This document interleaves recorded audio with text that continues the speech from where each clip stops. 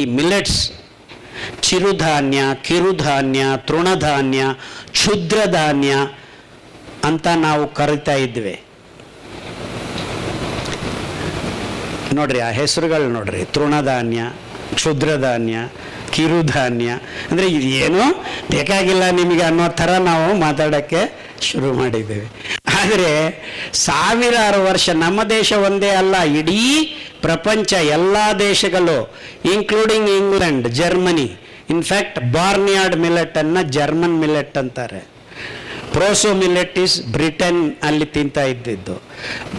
Brown top millet American millet ಅಂತಾರೆ. Foxtail millet ನಮ್ಮ ನವಣೆ ಇಟಾಲಿಯನ್ ಮಿಲೆಟ್ ಅಂತಾರೆ.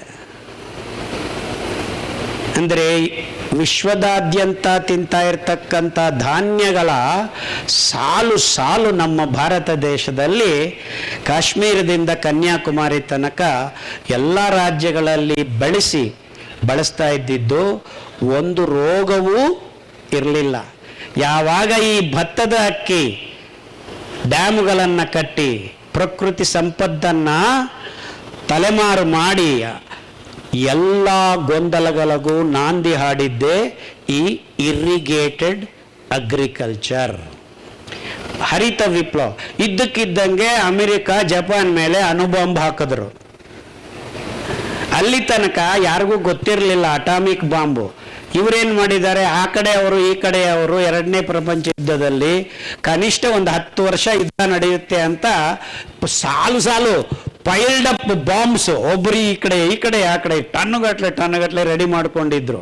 ಇದ್ದಕ್ಕಿದ್ದಂಗೆ ಈ ಅಮೆರಿಕಾದವರು ಅಣುಬಾಂಬ್ ತಂದು ಅದರ ಮೇಲೆ ಹಾಕಿದಾಗ ಇಡೀ ಪ್ರಪಂಚ ಭಯಭೀತರಾಗಿ ಇನ್ನು ಯುದ್ಧವನ್ನು ಅಲ್ಲಿಗೆ ಠಕ್ ಅಂತ ಸ್ಟಾಪ್ ಮಾಡಬೇಕಾಯಿತು. ಸೊ ಆ ಬಾಂಬೆಲ್ಲ ಏನು ಮಾಡೋದು, ಅದನ್ನು ಜರ್ಮನಿ, ಯುರೋಪ್ ಕಡೆ ಹರಿತ ವಿಪ್ಲವ ಅಂತ ಹೇಳಿ ಅಮೋನಿಯಂ ನೈಟ್ರನ್ನ ಗೊಬ್ಬರವಾಗಿ ಪರಿವರ್ತನೆ ಮಾಡಿ C3 ಗ್ರಾಸಸ್ ಭತ್ತದ ಅಕ್ಕಿ, ಗೋಧಿಯನ್ನು ಆಯ್ಕೆ ಮಾಡಿಕೊಂಡು, ನೋಡ್ರಿ ನಾವು ಒಂದು ಎಕರೆದಲ್ಲಿ 40 ಕ್ವಿಂಟಲ್ 30 ಕ್ವಿಂಟಲ್ ತೆಗಿತೀವಿ. ಇದು ಪ್ರೀಮಿಯಂ ಫುಡ್ಡು, ನೀವೆಲ್ಲ ಪ್ರಿಮಿಟಿವ್ ಫುಡ್ ತಿಂತಾ ಇದ್ದೀರಾ, ಅದನ್ನು ತಿನ್ನಬೇಡಿ, ಇದನ್ನು ತಿನ್ನಿ ಅಂತ ತಿನ್ಸಕ್ಕೆ ಶುರು ಮಾಡಿದ್ದೇ.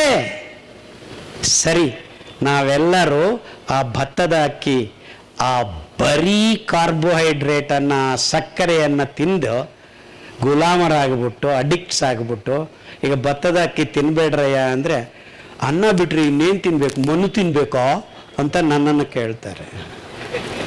ಮುಟ್ಟಾಳ್ರ, ಅದ್ಭುತವಾದ ಆರೋಗ್ಯ ಸಿರಿಯನ್ನು ಕೊಡ್ತಕ್ಕಂಥ 100 ಧಾನ್ಯಗಳನ್ನು ನಮ್ಮ ಪಾರಂಪರಿಕವಾಗಿ ನಮ್ಮ ಹಿರಿಯರು ತಿಂದು ಡಾಕ್ಟರ್ ಮುಖಾನೇ ನೋಡದೆ ಜೀವನ ಮಾಡಿದವರು ಲಕ್ಷಾಂತರ ಜನ ಇದ್ದಾರೆ. ಆ ಅದ್ಭುತವಾದ ಮಹಾಭಾಗ್ಯದ ಜೀವನ, ಆರೋಗ್ಯವೇ ಮಹಾಭಾಗ್ಯ. ಅಂದರೆ ನೀವು ನಾಳೆಯಿಂದ ನಾನು ಹೇಳಿದ್ದನ್ನು ಮಾಡಿದರೆ ನಿಮ್ಮ ಜೀವನದಲ್ಲಿ ಡಾಕ್ಟರ್ಗೆ ಬಾಯ್ ಹೇಳ್ಬೋದು, ಗ್ಯಾರಂಟಿ.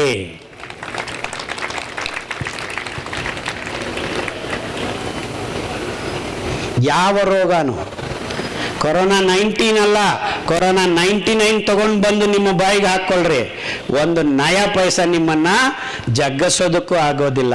ಯಾಕಂದ್ರೆ ತೋರ್ಸಯ್ಯ, ಅಂಬಲಿ ತೋರ್ಸ.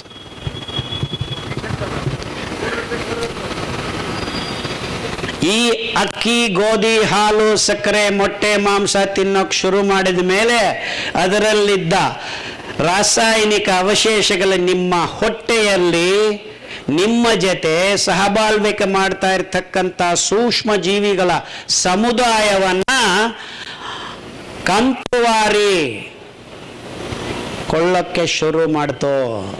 ಗಟ್ ಮೈಕ್ರೋಬಯೋಮ್, ನಿಮ್ಮ ಒಳಗಡೆ ವಾಸ ಮಾಡ್ತಾ ಇದ್ದ ಮಲ್ಟಿ ಸ್ಪೆಷಾಲಿಟಿ ಡಾಕ್ಟರ್ಗಳನ್ನು ಕೊಂದು ಹೊರಗಡೆ ಮಲ್ಟಿ ಸ್ಪೆಷಾಲಿಟಿ ಹಾಸ್ಪಿಟಲ್ಸನ್ನು ನಿರ್ಮಾಣ ಮಾಡೋಕ್ಕೆ ಶುರು ಮಾಡಿದ್ದೀರ.